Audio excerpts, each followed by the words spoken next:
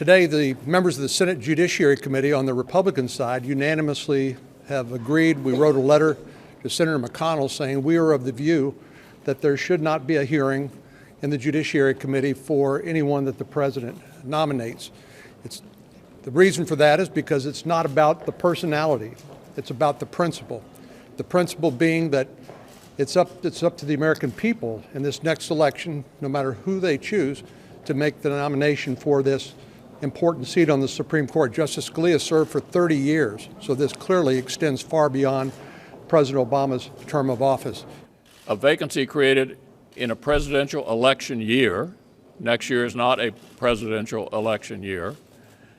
This is a unique circumstance, and you'd have to go back to 1888 when Grover Cleveland was president to find the last time a vacancy created in a presidentially elected year was approved by a Senate of a different party. The Constitution very clearly lays out the job the Senate has to do when it comes to filling a Supreme Court vacancy. Republicans have a right to vote no on whomever the president nominates, but to not even give the nominee a hearing and fair consideration is beyond the pale, and it won't stand. Our message to them is very, very clear. 3 words: do your job. Call this nominee once the president presents this nominee, review their background, have a hearing, ask your questions, and then bring the nominee for a vote. That ought to be the standard. The Constitution requires it.